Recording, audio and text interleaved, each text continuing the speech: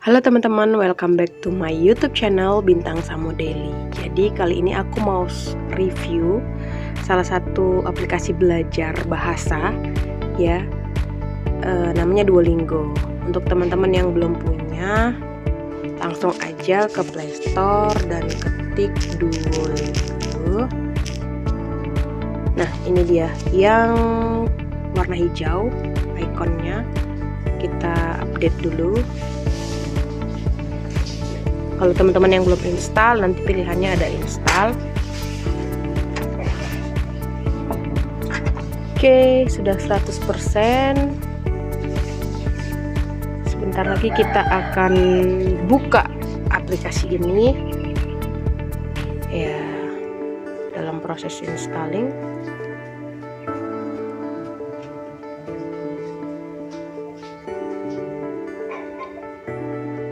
Oke, sekarang kita open. Ya, jadi Duolingo ini teman-teman adalah aplikasi belajar bahasa ya.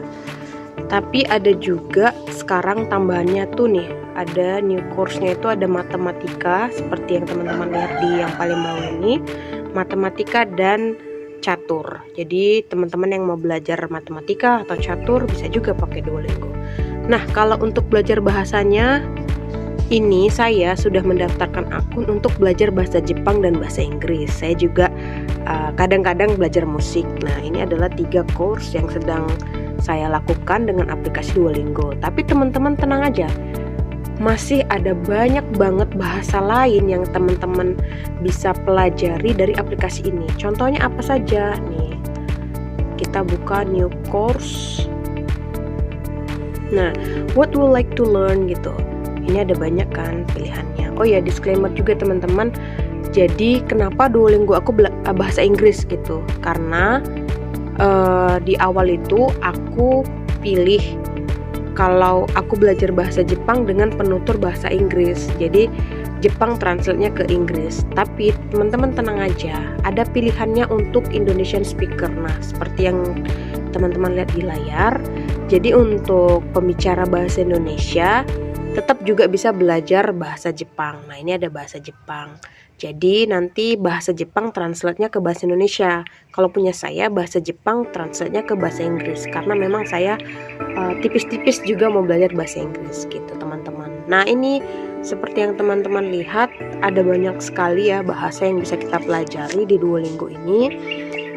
Bahasa Inggris, Spanyol, Jerman, Cina, belajar catur, Korea, Prancis, Itali, Portugis, musik, matematika, dan masih banyak lagi. Dan untuk yang mau belajar tipis-tipis bahasa Inggris, bisa klik di For English Speakers. Nah, ini tuh pilihannya lebih banyak guys. Untuk yang penutur bahasa Inggris, pilihan belajar bahasanya lebih banyak daripada yang penutur bahasa Indonesia. Contohnya ya, selain yang udah disebutkan di atas, ada juga belajar bahasa Rusia gitu. Nah, itu tadi di penutur bahasa Indonesia aku nggak nemu. Dan juga ada Arabik,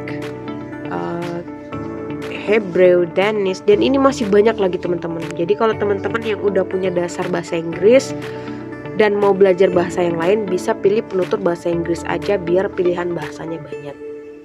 Oke, kita ubek-ubek lagi ya di aplikasi Duolingo ini ada apa aja sih. Nah, seperti yang teman-teman lihat di layar, ini adalah section atau step by step belajar bahasa Jepangnya.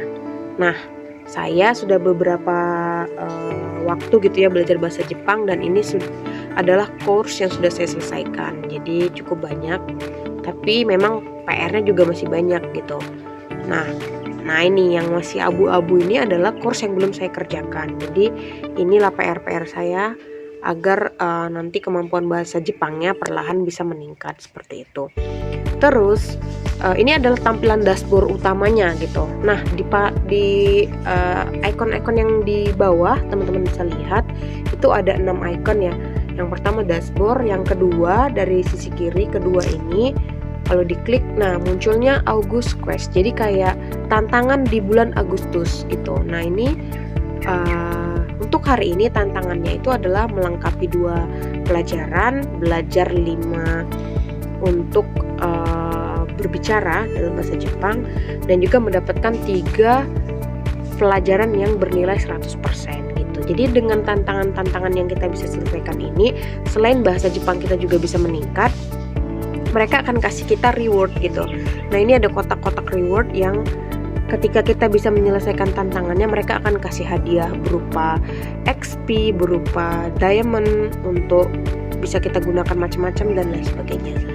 Untuk icon ketiga ini, di situ ada untuk menjelaskan kita di urutan keberapa pada minggu itu belajar bahasa Jepangnya. Nah, kebetulan saya ada di urutan keempat, jadi masih ada 3 orang lain yang belajarnya sudah lebih giat dari saya, dan tentunya mereka yang masuk ke dalam podium 3 besar. Selanjutnya yang ada gambar hati ini tuh adalah kayak interaksi saya dengan orang-orang lain yang juga menggunakan Duolingo, karena memang Duolingo ini online ya teman-teman. Jadi kita harus punya akses internet, dan kita juga bisa terhubung dengan orang lain yang juga belajar bahasa Jepang seperti itu, atau bahasa-bahasa lain juga ya, tidak hanya bahasa Jepang. Pokoknya setiap orang yang menggunakan Duolingo, kita bisa berinteraksi dengan mereka secara online. Lalu di icon selanjutnya ini ada seperti icon burung gitu ya. Nah, ini tuh untuk subscription. Jadi memang Duolingo ini menyediakan versi yang berbayar. Apa sih perbedaannya yang berbayar sama yang enggak? Jadi yang berbayar itu nanti kita bisa bebas mengerjakan setiap pelajaran gitu. Sementara kalau kita nggak bayar atau kita nggak subscribe, kita cuman bisa mengerjakan beberapa pelajaran aja dalam sehari, dan itu tergantung dengan nyawa yang tersisa. Nah, kalau kita kembali ke dashboard, ini di sebelah kanan atas ini kan ada tulisannya 25 gitu ya. Itu adalah nyawa yang bisa saya pakai untuk mengerjakan pelajaran bahasanya. Jadi setiap satu soal yang saya kerjakan, maka nyawa saya akan hilang. Jadi dari 25 menurun jadi 24, 23 dan seterusnya sampai nyawanya habis. Tapi tenang, semakin kita rajin mengerjakan pelajarannya, dan kalau kita bisa menyelesaikan tantangan-tantangan, mereka juga akan nambahin nyawa-nyawa itu lagi gitu. Jadi seperti itu perbedaannya, ini yang berbayar dengan yang tidak berbayar. Dan yang di pojok kanan paling ujung di bawah ini ada pilihan profile karena video call dan praktis. Untuk di kolom profile kita bisa klik. Nah, di sini adalah keterangan profil kita. Seperti saya namanya Bintang Samo, dan juga sudah buat avatar nih, ada cewek pakai kacamata, bermata coklat dan lain-lain gitu. Jadi kita bisa bikin sendiri avatarnya, dan ada keterangan kalau saya sudah join dari 2022. Namun disclaimer lagi nih ya, jadi walaupun udah dari 2022, tapi saya itu belajarnya itu ogah-ogahan gitu selama kurang lebih 4 tahun ini, karena memang saya juga sambil studi pada 2 tahun terakhir. Jadi nggak fokus ke Duolingo, cuman untuk sehari-hari menghabiskan waktu sebentar, hitung-hitung untuk menjeda scroll sosmed gitu. Jadi saya memutuskan untuk tetap mempertahankan strike Duolingonya, walaupun hanya mengerjakan 1 pelajaran aja dalam 1 hari. Jadi kalau ditanya sebenarnya ngefek gak sih? Ya belum ngefek-ngefek amat sih, cuman kayak pengenalan aja gitu. Oh, bahasa Jepang itu seperti ini, kayak translate gitu deh. Kayak misalnya makan, bahasa Jepangnya apa? Oh, tabemas, minum bahasa Jepangnya apa? Nomimas, mengorder makanan. Jadi kayak bahasa Jepang yang masih translatean gitu. Belum bisa memahami misalnya 1 kalimat seperti itu. Tapi nah, di sini nih momen krusialnya tuh di sini. Jadi saya mulai hari ini tuh udah memutuskan gitu ya untuk kembali fokus belajar di Duolingo, karena saya juga udah selesai kuliah kan, jadi punya lebih banyak waktu. Jadi saya juga pengen mengajak temen-temen nih untuk bisa join juga dan install Duolingo, dan kita belajar bareng teman-teman. Mau itu bahasa Jepang, mau itu bahasa Inggris, mau bahasa apapun silakan. Yang penting kita bisa setidaknya yang memberikan waktu kita atau menyisihkan waktu kita 5-10 menit aja dalam 1 hari gitu ya, untuk belajar sesuatu dari Duolingo ini. Yakinlah pasti ada hal baik yang bisa kita dapat seperti itu. Itu adalah keyakinan saya gitu, dan kalau teman-teman setuju, monggo buka Play Store-nya, install Duolingo-nya. Nanti kita bisa connect juga. Teman-teman udah tahu akun saya apa, jadi bisa add friends. Nanti kita bisa komunikasi di situ. Nah, selain itu di kolom kanan paling ujung ini juga ada pilihan kana. Kalau kita klik, apa sih yang keluar? Nah, ini kalau kita klik bagian kanan, muncullah 3 jenis huruf Jepang yang bisa kita pelajari. Jadi kalau kata orang-orang yang sudah belajar bahasa Jepang sebelumnya gitu ya, sebelum kita belajar bahasa Jepang, kita harus kenal dulu hurufnya gitu. Nah, ini adalah 3 huruf Jepang yang utama yang dipakai sehari-hari di sana gitu. Jadi kalau kita mau belajar bahasa Jepang, alangkah lebih baiknya kita hafal huruf-hurufnya dulu gitu. Nah, jadi di sini juga mereka sediakan huruf-huruf yang bisa dipelajari, mulai dari hiragana, katakana, dan juga kanji. Hiragana itu contohnya seperti ini teman-teman. A, I, U, E, O, Kaki, Ku, Keko.